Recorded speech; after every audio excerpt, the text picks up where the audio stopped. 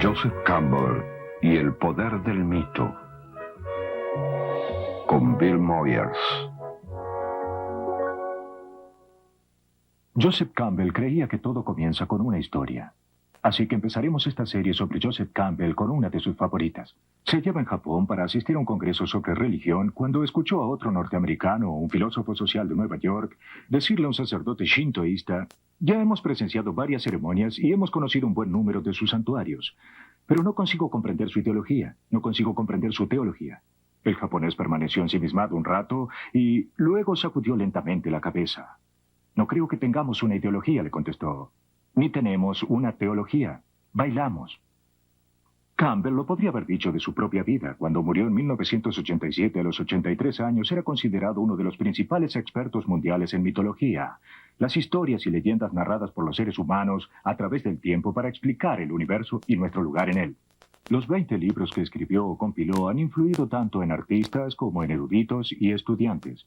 Cuando murió, estaba trabajando en un monumental atlas histórico de la mitología mundial. Su esfuerzo para reunir bajo un mismo techo la sabiduría espiritual e intelectual de toda una vida. Algunos de sus libros ya son clásicos, como El héroe de los 1000 rostros, que cimentó su fama hace 40 años, o Las máscaras de Dios, un estudio sobre la mitología en 4 volúmenes. Joseph Campbell era una de las personas más espirituales que conocí, pero no tenía una ideología o una teología. La mitología era para él la canción del universo, una música tan profundamente enraizada en nuestro inconsciente colectivo que bailamos a su ritmo, aun cuando no podemos recordar su nombre. Durante los 2 últimos veranos de su vida grabamos estas conversaciones en California, en el rancho Skywalker, hogar de su amigo George Lucas, cuya trilogía cinematográfica La Guerra de las Galaxias había sido influida por la obra de Campbell. Hablamos sobre el mensaje y el significado del mito, sobre los primeros narradores de historias, sobre el amor y el matrimonio, dioses y diosas, religión, rituales, arte y psicología, pero siempre volvíamos a su tema preferido, el héroe de los 1000 rostros. Hoy, la aventura del héroe. ¿Por qué el héroe de los 1000 rostros?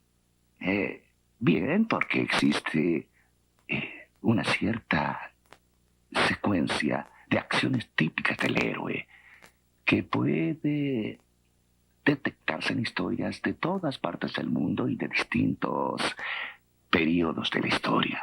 Y creo que esencialmente podríamos decir que se trata de una sola hazaña lograda por muchas personas distintas. ¿Por qué existen tantas historias del héroe o héroes en la mitología? Bien, porque de eso vale la pena escribir. Quiero decir, incluso en las novelas populares, el personaje principal es un héroe o una heroína, es decir, alguien que ha encontrado o ha alcanzado o ha hecho algo que está más allá de los límites normales de la realización y la experiencia. Un héroe propiamente dicho es alguien que ha dado su vida por algo más grande que sí mismo o distinto a sí mismo. Y en todas estas culturas, más allá del disfraz ocasional del héroe, ¿cuál es la hazaña? Bien, existen 2 tipos de hazaña. Una es la hazaña física, el héroe que se destaca en la guerra o a través de un acto físico heroico como salvar una vida, entregándose, sacrificándose por otro. Y la otra clase es la del héroe espiritual, el que ha aprendido o ha encontrado una forma de experiencia que sobrepasa el alcance normal de la vida espiritual humana y que ha vuelto a comunicarla. Es un ciclo, una ida y una vuelta, representada por el ciclo del héroe. Pero esto también puede verse en el simple ritual de iniciación, en el que un niño debe abandonar su infancia y convertirse en adulto. Podríamos decir que su personalidad y psiquis infantiles deben morir y retornar como un adulto responsable de sí mismo. Se trata de una experiencia fundamental por la que todos debemos pasar. Permanecemos en nuestra infancia por lo menos 14 años y por lo tanto salir de esa postura de dependencia psicológica. Para entrar en una de autorresponsabilidad psicológica requiere de una muerte y una resurrección. Y ese es el motivo básico del viaje del héroe, abandonar una condición y hallar la fuente de la vida para encontrarse en una condición más rica o más madura o distinta. Así que si no somos héroes en el gran sentido de redentores de una sociedad, nosotros debemos emprender ese viaje espiritualmente o psicológicamente dentro de nosotros. Eso es. Otto Rank, en su breve y maravilloso libro, El mito del nacimiento del héroe, dice que todos somos héroes al nacer. Y hemos pasado una transformación tremenda desde lo que podemos llamar una pequeña criatura acuática que vive en un reino de fluido amniótico para emerger como un mamífero que respira aire, que logrará ponerse en pie. Se trata de una transformación enorme y es un acto heroico. Y es un acto heroico por parte de la madre hacer que esto suceda. Es la forma primaria del héroe, se podría decir. Y todavía queda un viaje por hacer. Un gran viaje por hacer. Y ese viaje no se inicia conscientemente. ¿Los héroes parten por propia iniciativa? Bien, ¿o se no? dan las dos maneras. Un modo muy común que aparece en los mitos celtas es de alguien que sigue el rastro de un ciervo o de algún otro animal y que se ve conducido a un bosque o a algún paisaje en el que nunca ha estado. El animal sufrirá una transformación convirtiéndose en la reina de las colinas encantadas o algo de ese tipo. Es un modo en el que no se sabe lo que se está haciendo y súbitamente uno se encuentra en pleno desarrollo de la aventura. Otra de las maneras es partir responsablemente y con la intención de llevar a cabo una hazaña. Por ejemplo, cuando Atenea le ordena a Telémaco, el hijo de Ulises, ve a encontrar a tu padre, esa búsqueda del padre es una importante aventura heroica para un joven. Es decir, la aventura de encontrar su carrera, su naturaleza, su origen, la emprende intencionalmente. Y existe otra forma. Uno se ve lanzado fortuitamente. Por ejemplo, ser reclutado por el ejército. No lo planeabas, te ocurrió. Te encuentras en otra transformación. Has pasado por una muerte y una resurrección. Te pones un uniforme. Eres otra persona. ¿Tiene entonces el heroísmo un objetivo moral? El objetivo moral es salvar un pueblo, o salvar una persona, o salvar una idea. Se está sacrificando a sí mismo por algo. Esa es la moralidad que subyace. Ahora bien, uno puede decir desde otra posición que ese algo es algo que no debería haberse hecho. Ese es un juicio emitido desde otro lado, pero no destruye el heroísmo de lo que se hizo de ninguna manera. Bien, es una visión distinta de los héroes de la que yo tenía cuando leía de chico la historia de Prometeo, que fue en busca del fuego para traerlo de vuelta en beneficio de la humanidad y tuvo que sufrir por ello. Sí, quiero decir, Prometeo trae el fuego a la humanidad y por consiguiente la civilización. Eso es, por otra parte, un tema universal. ¿En serio? El tema del héroe que roba el fuego está usualmente seguido de una carrera de postas. A menudo se trata de un cuervo azul o de un pájaro carpintero o alguna otra ave que roba el fuego y luego lo pasa a otra y luego a otra, un animal después de otro. Así que se van quemando a medida que lo llevan. Esa es la causa de los distintos colores de los animales. El robo del fuego es un mito universal. ¿Varían estas historias sobre héroes entre una cultura y otra? Bien, es el grado de iluminación o de acción lo que las hace diferentes. Hay un héroe típico de culturas tempranas que sale a matar monstruos. Ahora bien, eso sucede en el período de la historia en el que el hombre está dándole forma a su mundo, partiendo de un mundo salvaje y amorfo. Es un mundo con una forma distinta, pero inapropiada para el hombre. Por eso sale a matar monstruos.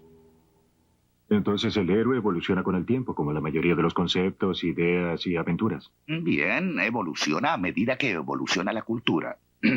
Por ejemplo, Moisés es una figura heroica en su ascenso a la montaña, su encuentro con Yahvé en la cima de la montaña y su retorno con las reglas para la formación de una sociedad enteramente nueva.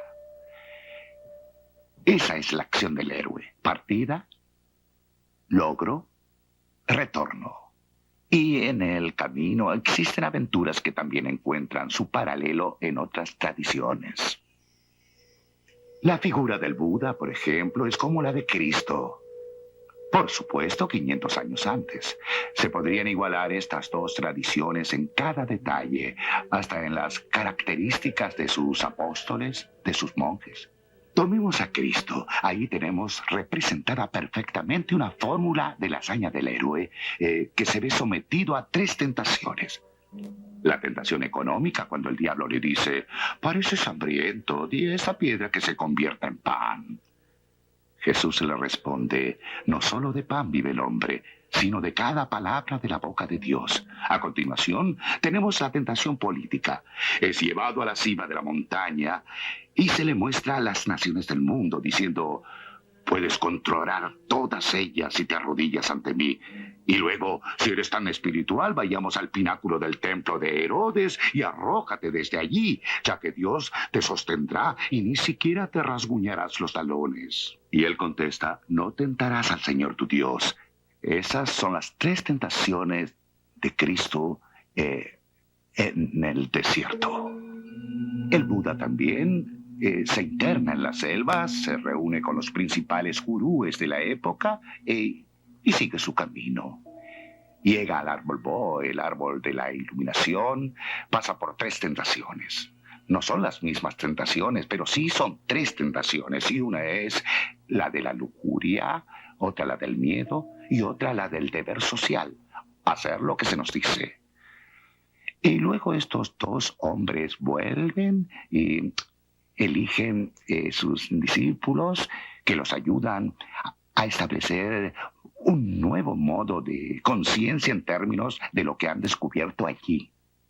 Se trata de las mismas hazañas heroicas, son las hazañas del héroe espiritual.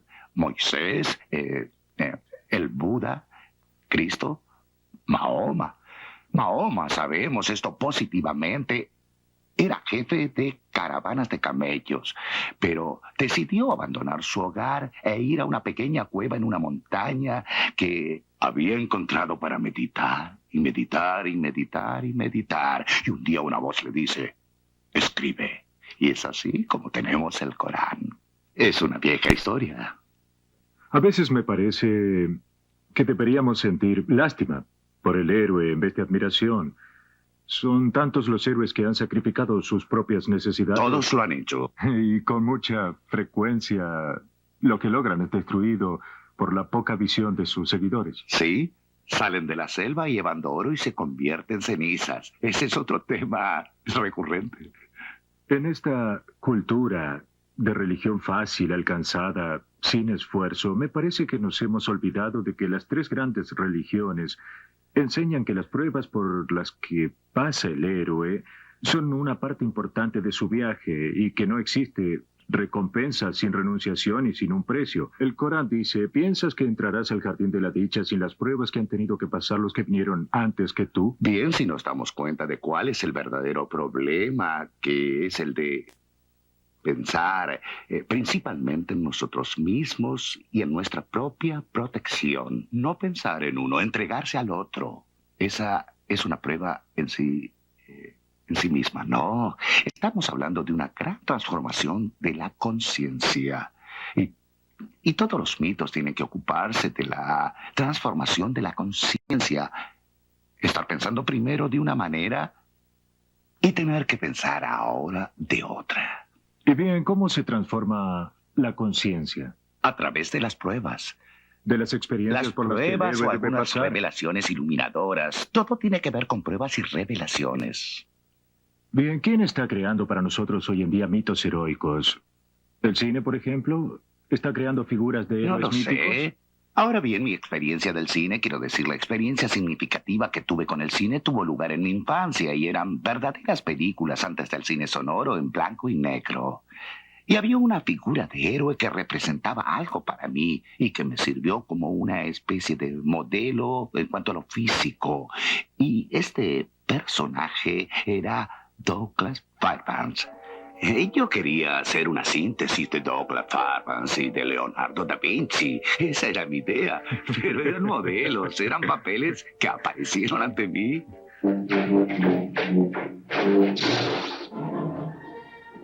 Y una película como La Guerra de las Galaxias puede llenar de alguna manera esa necesidad de aventura espiritual, esa necesidad de héroes. Totalmente. Cumple con el ciclo a la perfección.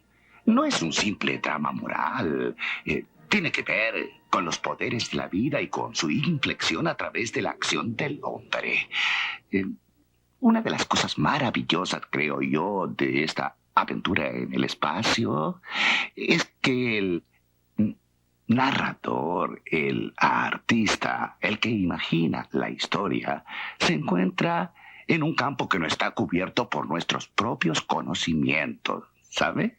Aunque gran parte de las aventuras en las historias antiguas transcurren cuando se internan en regiones que nunca antes habían sido visitadas, ahora hemos conquistado el planeta y ya no quedan espacios vacíos para que la imaginación acuda a pelear su propia guerra contra los poderes. Eso fue lo primero que sentí. Aquí yace todo un reino nuevo para desarrollar la imaginación de nuevas formas.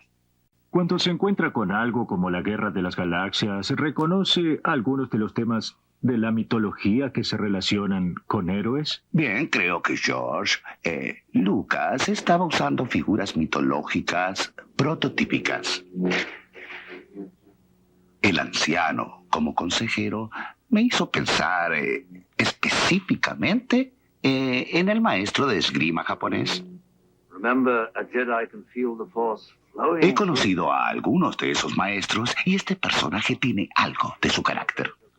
Bien, también hay algo mitológico, ¿no es así? En el sentido de que el héroe es ayudado por ese extraño que aparece y le entrega un instrumento, una espada o lanza hecha de luz. Sí, pero no solo le entrega un instrumento físico, sino también un compromiso psicológico y un centro psicológico. Let go your conscious self and act on instinct. Mientras lo hacía ejercitarse con esa extraña espada y luego se quitaba la máscara. Esa es una verdadera influencia japonesa.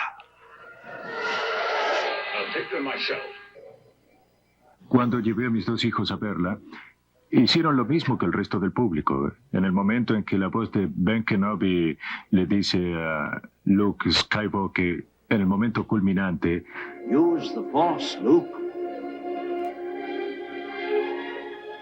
Let go, Luke. el público se exaltó y comenzó a aplaudir. Así es. Bien, verá, hay algo que se comunica. Es un lenguaje que le habla a la gente joven de hoy. Y eso es maravilloso.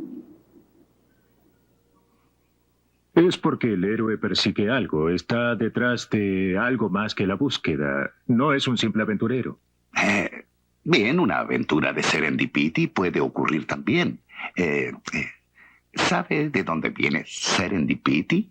Del sánscrito Swarandipua, la isla de seda, el antiguo nombre de Ceilán. Sí, el antiguo nombre de Ceilán, y proviene de la historia de una familia que trata de llegar a Ceilán mientras le ocurren infinidad de aventuras. Por eso también podemos encontrar una aventura de serendipity. ¿Es el aventurero que inicia esa clase de viaje un héroe en el sentido mitológico? Sí, sí, lo es. Está preparado para ello. Esto es algo muy interesante que concierne a esos temas mitológicos. El héroe está listo para alcanzar los logros que lo aguardan y son en realidad una manifestación en su carácter. Y es graciosa la manera en que el paisaje y las condiciones del ambiente encajan con la disposición del héroe. La aventura para la que se encuentra preparado es justo la que le sucede. Look, I ain't in this for your revolution, and I'm not in it for you, princess. I expect to be well paid. I'm in it for the... El mercenario Han Solo comienza como un mercenario y termina como un héroe. Era un tipo muy práctico. Un materialista por carácter, al menos así se veía a sí mismo, pero era capaz de sentir compasión al mismo tiempo y no lo sabía. La aventura le hizo evocar un aspecto de su carácter que él no creía poseer.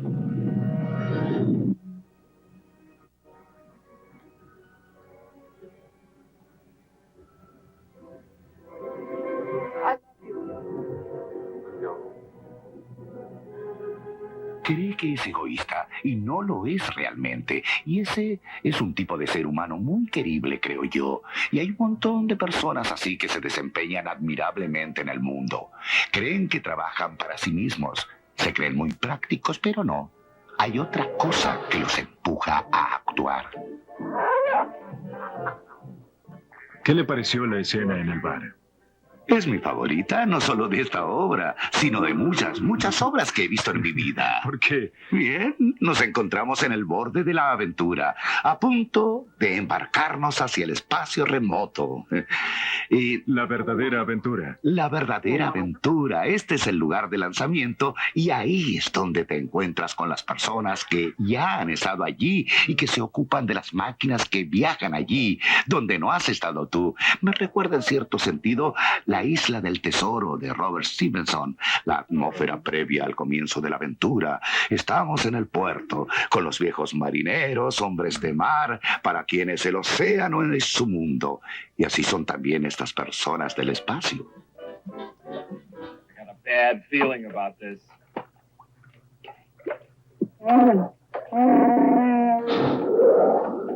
The walls are moving. Just stand there, try and brace it with something. Mi escena preferida es cuando están en el compactador de basura y las paredes empiezan a cerrar. En ese momento pensé, es como el vientre de la ballena del que salió Jonás. De eso se trata, sí, es allí donde están, metidos en el vientre de la ballena. ¿Cuál es el significado mitológico del vientre? Es el descenso a la oscuridad.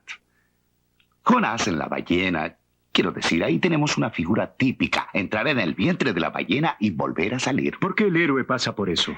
La ballena representa la personificación, se podría decir, de todo lo que está en el inconsciente. Al leer esas cosas de un modo psicológico, el agua es el inconsciente. La criatura en el agua vendría a ser el dinamismo del inconsciente, que encierra peligro, es poderoso y tiene que ser controlado por la conciencia. La primera etapa de la aventura del héroe, cuando se lanza a la aventura, consiste en abandonar el reino de la luz que controla y conoce y desplazarse hacia el umbral. Y es el umbral a donde llega el monstruo del abismo para encontrarse con él. Y a partir de allí se dan 2 o 3 resultados. En el primero, el héroe es cortado en pedazos y desciende al abismo, hecho fragmentos para después resucitar. O si no, puede aniquilar el poder del dragón tal como lo hace Sigfrido. Pero luego prueba la sangre del dragón, es decir, asimila su poder. Y cuando Sigfrido ha matado al dragón y probado su sangre, oye la canción de la naturaleza. Ha trascendido su humanidad y se ha reasociado con los poderes de la naturaleza, que son los poderes de nuestra vida, de los que nos aleja nuestra mente. Verá, esto que tenemos aquí arriba, esta conciencia, cree que está a cargo del negocio, es un órgano secundario. Es un órgano secundario del ser humano total y no debe ponerse a sí mismo en control. Debe someterse y servir a la humanidad del cuerpo.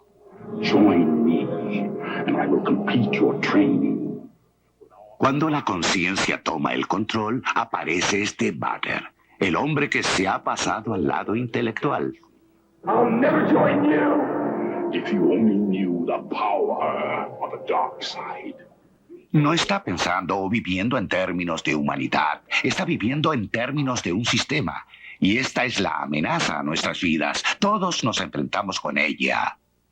Todos actuamos en la sociedad, en relación con un sistema. Ahora, ¿el sistema nos devorará, quitándonos nuestra humanidad? ¿O seremos capaces de usar el sistema con propósitos humanos? ¿Nos ayudaría el héroe de los 1000 rostros a responder esa pregunta sobre cómo cambiar el sistema para que no termine usándonos? No creo que nos ayudaría a cambiar el sistema, pero sí a vivir dentro del sistema como seres humanos. ¿Por qué medios? Bien, haciendo como Luke Skywalker, evitando pasar al otro lado y resistiendo los reclamos impersonales. Pero ya puedo oír a alguien del público diciendo, bueno, eso está muy bien para la imaginación de un George Lucas o para la erudición de Joseph Campbell, pero eso no es lo que sucede en mi vida. Por supuesto pasa. Si el hombre no escucha las demandas de su propia vida espiritual y afectiva, insiste en seguir cierto programa, terminará en un quiebre esquizofrénico. Esa persona se ha descentrado, se ha alineado a una vida programática, totalmente ajena a la vida que le interesa al cuerpo. Muy ajena. Y el mundo está lleno de esa gente que ha cesado de escucharse a sí misma. En mi propia vida he tenido muchas oportunidades de comprometerme con un sistema y de seguirlo, obedeciendo sus mandatos. Mi vida ha sido la de un rebelde. No pensaba someterme. ¿Realmente cree que el espíritu creativo tiene un campo de acción propio más allá de las fronteras? Sí, así es. Hay algo heroico en lo que usted dice. No quiero decir que usted se vea a sí mismo como un héroe. No, no es eso, pero sí me veo como un rebelde. Quizá entonces el héroe acecha en cada uno de nosotros cuando no lo sabemos. Quiero decir, nuestra vida evoca nuestro carácter y descubrimos más sobre nosotros a medida que avanzamos. Y es muy agradable ser capaces de ponernos en situaciones que evocarán nuestra mejor naturaleza y no la peor. ¿Podría dar un ejemplo? Le contaré una historia. Me estoy ocupando actualmente de una historia de los indios iroqueses. Es un tipo de historia muy frecuente entre los indios norteamericanos, que yo llamo el rechazo de los pretendientes. Una muchacha y su madre vivían en una carpa en el borde del poblado. Era una muchacha muy atractiva, pero tan orgullosa que no aceptaba a ninguno de sus candidatos. Ellos pedían su mano a través de la madre, que estaba terriblemente enojada con su hija. Bien, un día estaban las dos recogiendo leña a gran distancia del poblado y mientras juntaban la madera, las cubrió una oscuridad terrible. No era claro la oscuridad normal de la noche. Cuando aparece una oscuridad así podemos estar seguros, hay un mago que trabaja. Entonces la madre le dijo, bien, juntemos un poco de ramas y construyamos una pequeña carpa para nosotras dos. Y juntemos también un poco de madera para hacer un fuego y pasaremos la noche aquí. Tras realizar todo esto, la madre se quedó dormida. La muchacha levantó la vista y se encontró con un hombre de aspecto magnífico frente suyo, con un cinturón muy valioso y un tocado de plumas negras. Él le dice, he venido a casarme contigo y esperaré tu respuesta. Ella lo acepta y también lo aprueba su madre. Y él le entrega su valioso cinturón para que sepa que sus intenciones son serias. Así el hombre se va con la muchacha. Ella ha dado su acuerdo. Los meros seres humanos no eran suficientes para ella, pero aquí encontró algo realmente. Se encuentra en otro territorio. Comienza una aventura maravillosa. Va con él a su pueblo y entran en su cabaña. La gente le da la bienvenida y ella se encuentra muy cómoda con todo. Y al día siguiente, él le dice, saldré a cazar. Así que sale de la cabaña y cierra la puerta con un golpe. Ella entonces escucha un sonido extraño. Pasa el día entero en la cabaña y cuando llega la noche, vuelve a oír ese sonido extraño. Y la puerta vuelve a abrirse y entra una serpiente prodigiosa con su lengua sibilante y apoya la cabeza en el regazo de la muchacha diciendo, ahora busca si tengo piojos en la cabeza. Y ella encuentra todo tipo de cosas horribles ahí dentro y las mata a todas. Y luego la serpiente se retira. Y un momento después de que la puerta se hubiese cerrado, vuelve a abrirse y entonces lo ve entrar convertido en un joven apuesto que le dice: ¿Tuviste miedo de mí cuando me viste entrar antes? Ella le dice que no tuvo miedo. Al día siguiente, él sale a cazar y ella sale de la cabaña para juntar leña. Y lo primero que ve es una enorme serpiente calentándose al sol sobre unas rocas. Y después otra y otra. Y se empieza a sentir muy mal, a extrañar su hogar y sentirse desalentada. Luego por la noche vuelve a suceder lo de la serpiente y lo del hombre otra vez. Al tercer día, cuando el hombre sale, ella decide que intentará irse de allí. Así que sale, y mientras está parada en el bosque pensando, oye una voz que le habla. Se da vuelta y se encuentra con un anciano que le dice: querida, estás en problemas. El hombre con el que te has casado es uno de 7 hermanos. Son grandes magos, y como sucede con la gente de ese tipo, no tienen los corazones en sus cuerpos. Hay una colección de 7 corazones en una bolsa que está escondida bajo la cama del hermano mayor con el que tú estás casada. Debes ir y conseguirla, y continuaremos con la parte siguiente de la aventura. Ella va, encuentra la bolsa de los corazones, y mientras corre una voz le grita: detente, detente. Es la voz del mago, y ella sigue corriendo y él le dice: crees que puedes escapar de mí, pero nunca podrás. Y justo en ese momento ella oye la voz del anciano que le dice: te ayudaré, querida. Y la ayuda a salir del agua. Ella ni siquiera sabía que estaba en el agua. ¿Y qué es lo que nos dice esta historia? Eso quiere decir que has abandonado la tierra firme, el sólido planeta, y que te encuentras en el campo del inconsciente. Y ella se había empujado a sí misma al reino trascendente para ser atrapada por los poderes negativos del abismo, y ahora está siendo rescatada por los poderes superiores. Lo que ha hecho es elevarse por encima del campo local y colocada en el campo del poder superior de mayor peligro. ¿Será capaz de manejarlo? Si no reúnes las condiciones para estar en el lugar en que te has puesto, será como casarte con un demonio. Si las reúnes, será una gloria donde obtendrás una vida que será tuya a tu propia manera. Entonces estas historias mitológicas están tratando de expresar una verdad que no alcanzaremos de otro modo. Es el borde, la entrecara de lo que puede saberse y lo que nunca será descubierto, porque es un misterio que trasciende toda investigación humana. La fuente de la vida, ¿qué es? Nadie lo sabe. ¿Por qué son importantes las historias para alcanzar eso? Bien, creo que es importante vivir la vida conociendo su misterio y nuestro propio misterio. Hacerlo da a la vida un nuevo deleite, un nuevo equilibrio, una nueva armonía. Quiero decir, en la terapia psicológica, cuando la gente descubre qué es lo que late dentro suyo, endereza su camino y descubre qué es la vida. Creo que pensar en términos mitológicos ha ayudado a las personas. Y comprobamos que eso pasa.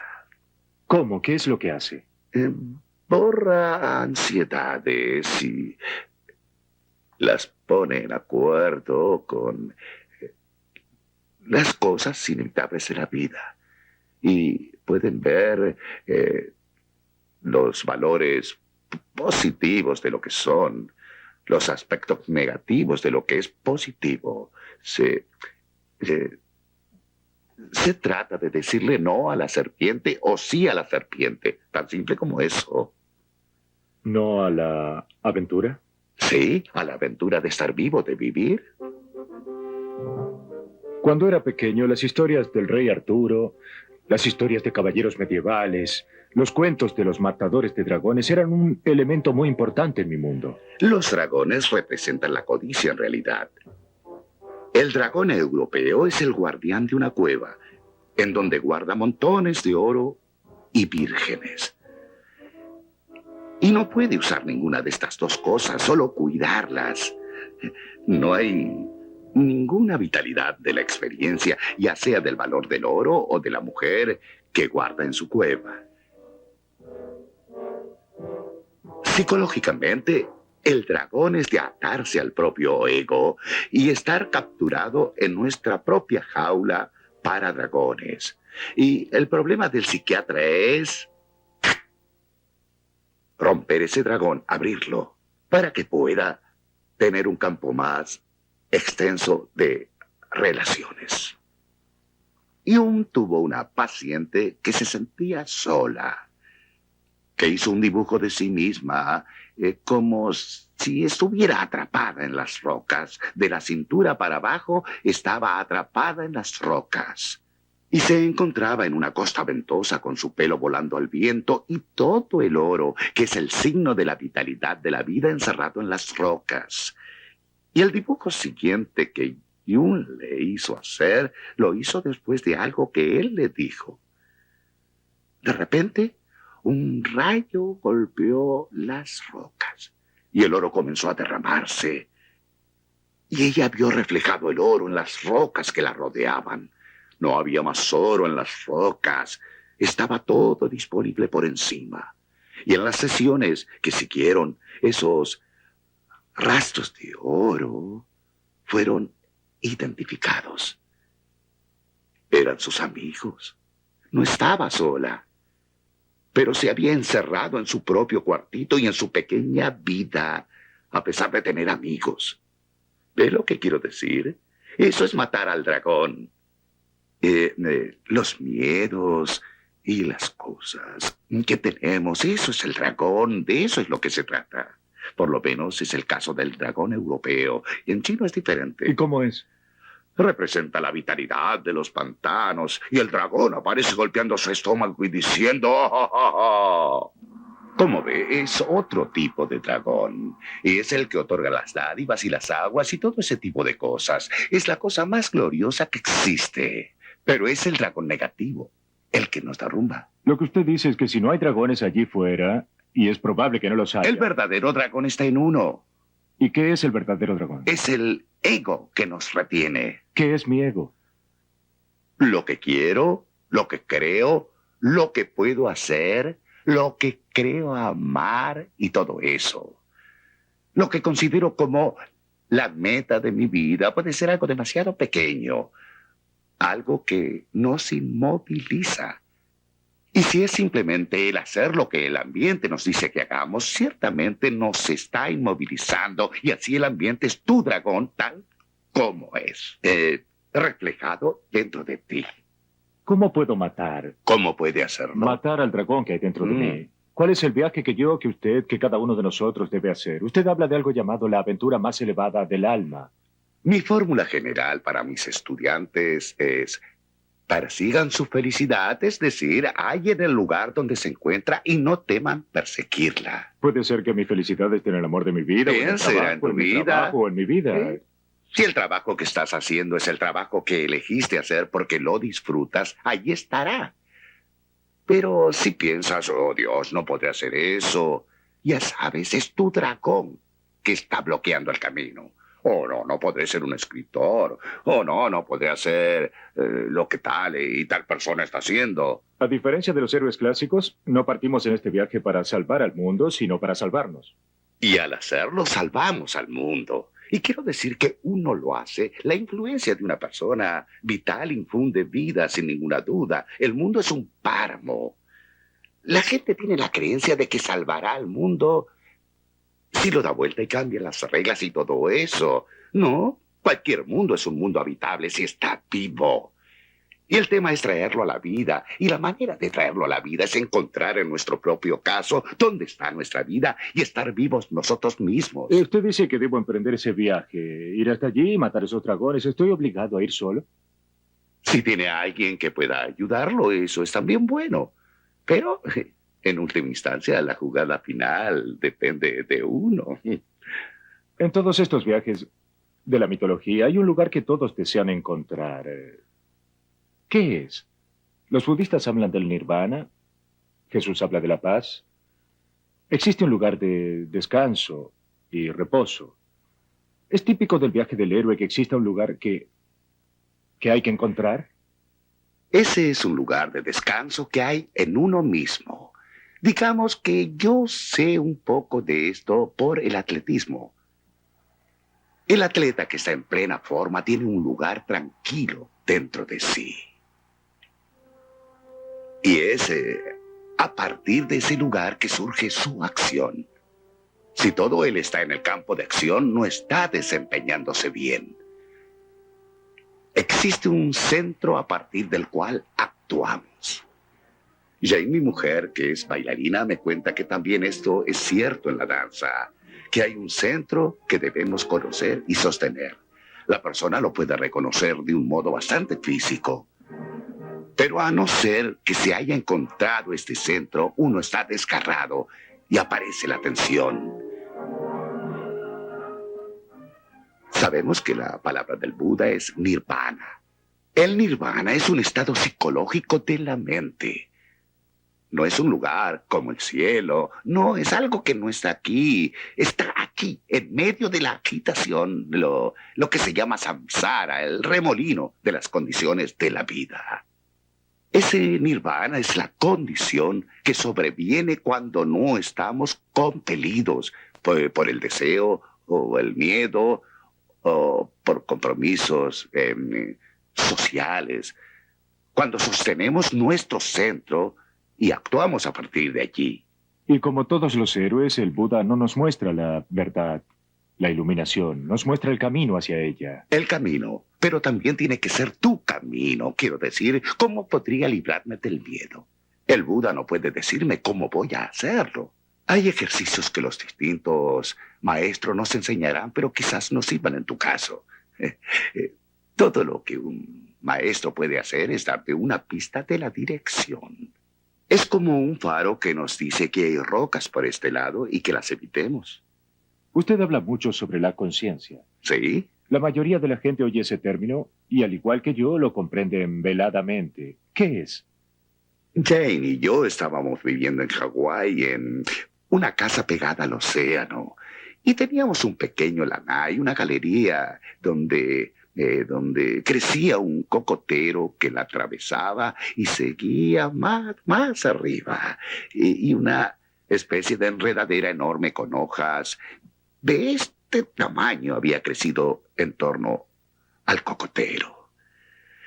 Esta planta, entonces, produce unos tentáculos mínimos para aferrarse al árbol.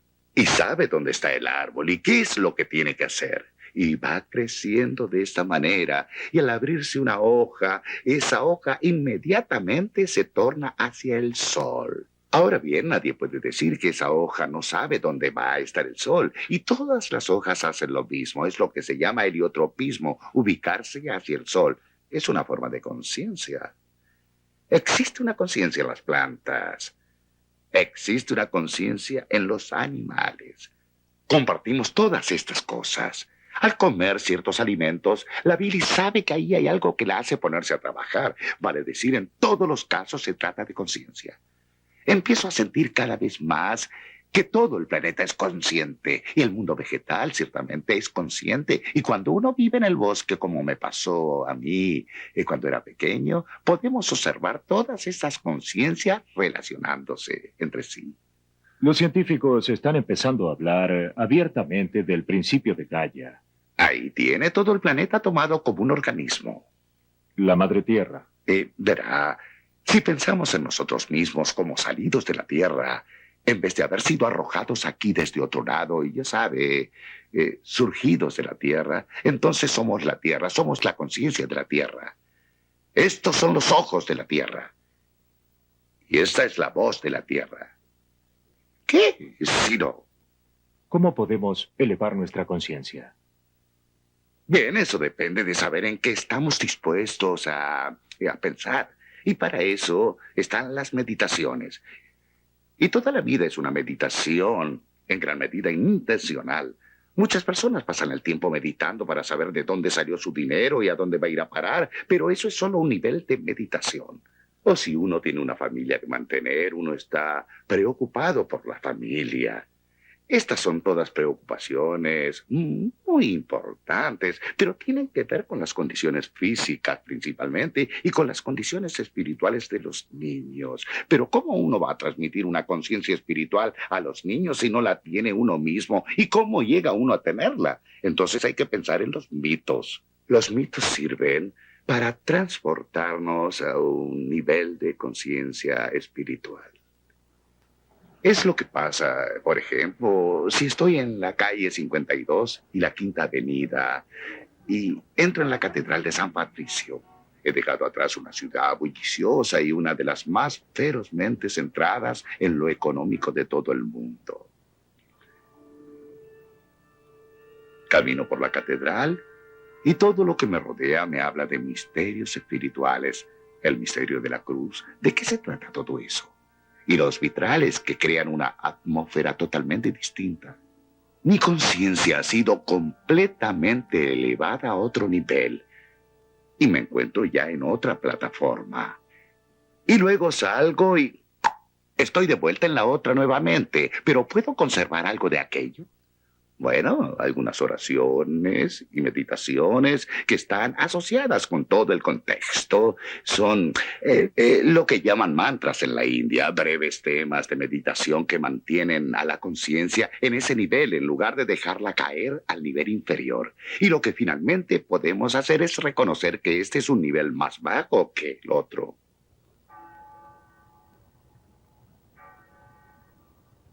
La Catedral de Chartres que usted ama tanto Oh, claro. también expresa una relación de lo humano con el cosmos, ¿no es así?